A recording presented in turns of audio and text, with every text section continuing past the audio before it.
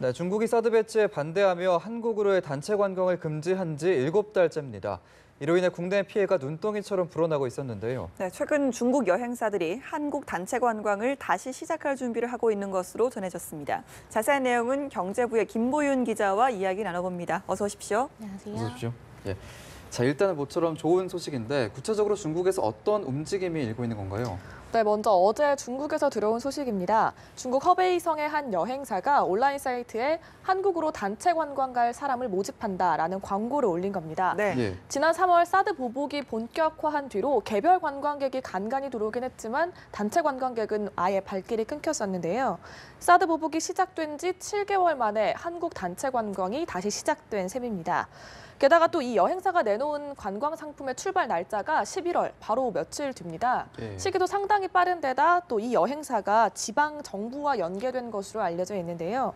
작은 여행사이긴 하지만 이번 단체 관광이 성사된다면 이후 이제 한국 단체 관광 금지 조치가 해제되는 그런 신호탄이 될 거란 기대가 나옵니다. 네, 정말 예. 그랬으면 좋겠네요. 그리고 중국 최대의 온라인 여행 사이트도 지금 한국 단체 관광을 준비 중이라고요. 네, 맞습니다. 중국 최대 온라인 여행 사이트 시트립이라는 곳인데요. 예. 네. 이 시트립은 그 관광 상품을 중개해 주는 곳입니다. 개별 여행사들이 시트립에 관광 상품을 올리면 소비자가 검색을 해서 가장 마음에 드는 걸 구매하는 곳인데요. 네. 시트립은 사실 지난 3월 이후 한국 상품을 아예 검색도 안 되게 막아놨었습니다. 예. 그런데 최근 시트립이 롯데호텔 등 국내 호텔에 연락을 해서 우리 한국 상품 검색이나 판매 막아놨던 거 다시 풀기로 했다라고 전해온 겁니다. 예. 뭐 아직 정확한 시기가 정해진 건 아니지만 조만간 다시 한국 상품을 판매할 생각이 있으니까 너희도 좀 준비를 해둬라라는 신호인 셈입니다. 예. 자, 일단 중개 사이트는 팔 준비가 됐다는 건데 이제 거기에 상품을 올리는 건 개별 여행사들이잖아요. 네. 그럼 개별 여행사들도 이제 상품의 한국 단체 관광에 대한 상품이 준비가 됐다는 얘기입니까? 네, 맞는 말씀입니다. 지난 상반기 사드 보복이 본격화하면서 제가 중국 전담 여행사 몇 곳을 취재해 왔는데 예. 중국 전담 여행사는 중국인 관광객을 유치해 오는 여행사들을 우리나라가 이제 정부가 지정하는 건데요. 한 160개 정도가 있습니다. 그런데 사드 보복이 심해지면서 이 중 절반 이상은 영업을 그만뒀고요. 예. 그리고 90% 이상은 피해를 봤다고 이야기를 했습니다. 다행히 아직까지 영업을 하고 있는 전담 여행사 대표 한 분이랑 어제 저녁에 통화를 했는데 실제로 중국 여행사로부터 연락을 받고 있다는 얘기를 들었습니다. 예. 이 여행사 같은 경우는 사흘 전에 중국 여행사에서 공문을 한 장 받았다고 합니다. 관광 제휴를 맺자는 내용이었는데요. 예. 뭐 당장 어떻게 계약을 맺자는 얘기는 아니지만 우리가 어떤 식으로 상품을 준비할 테니 그쪽에서는 어떻게 관광객을 모집해 줄 수 있겠느냐라고 사업 계획을 나눈 수준이라고 합니다.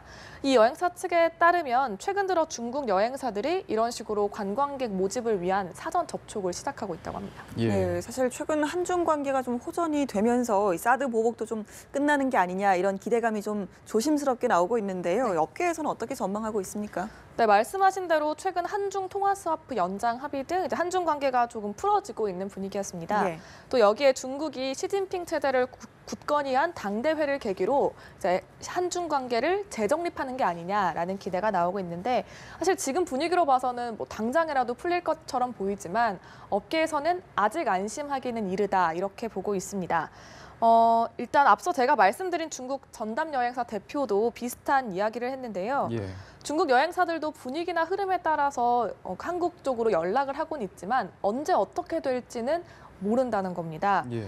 중국 여행사들도 뭐 당장 우리가 언제부터 들어가겠다 확실한 대답을 해주는 게 아니니까 아직까지는 의사를 묻는 것일 뿐이어서 뭐 계약 문의가 들어와도 당장 이렇게 체결할 수는 없는 그런 상황이라고 합니다. 예. 그렇다 하더라도 일단 한국과 중국 여행사들이 서로 연락을 주고받았다는 것만으로도 좀 진전이 있는 것 같은데 네. 그렇다면 언제쯤 완전히 풀리게 될 것으로 전망하나요? 사실 그 시기를 예측하는 게 상당히 어려운 일입니다. 어떻게 보면 불가능한 것 같기도 하고요. 왜냐하면 일단 중국 측에서 한국으로 단체 관광을 가지 말라라고 한 지시 자체가 공식적인 루트가 아니었습니다. 예. 그래서 한국 관광 금지가 풀렸다는 것도 공식적으로 드러내지는 않을 것으로 보이는데요. 예. 뭐 일단 공식적인 루트로 금지를 했던 게 아니기 때문에 오늘부터 한국으로의 단체 관광을 다시 허락해주겠다라고 말하기도 좀 이상한 상황인 거죠. 예. 다만 업계에서는 조금 이제 풀리지 않을까 예상을 하고 있는데 다음 달쯤이면 전부는 아니더라도 일부는 풀리지 않겠느냐라고 예. 보고 있습니다. 또 측정하면은 업계가 내다보는 시점은 다음 달 베트남에서 열리는 에이펙 정상회의 이후입니다. 에이펙 정상회의에는 우리나라와 중국 그리고 미국 등이 참석을 하는데요. 지금 분위기대로라면은 이때 우리나라랑 중국이 정상회담을 하면서 사드 문제를 논의할 수 있다는 겁니다. 예. 특히 관광 금지나 수출 제한 같은 부분은 국제적으로도 중국의 그런 조치에 대해서 우려를 보내고 있었기 때문에 어느 정도 개선은 있을 거라고 기대를 하고 있는데 베트남에서의 만남을 계기로 우리나라랑 중국이 원만한 대화를 나눈다면 중국인들의 관광 비자가 일부는 풀리지 않을까 이렇게 보고 있습니다. 예, 김 기자 말처럼 얼어붙었던 한중 관계가 좀 풀어지면서 관광업계를 비롯한 많은 분야가 좀 이제 숨통이 좀 트였으면 좋겠네요. 네. 지금까지 경제부의 김보윤 기자와 이야기 나눠봤습니다. 오늘 말씀 고맙습니다. 그렇습니다.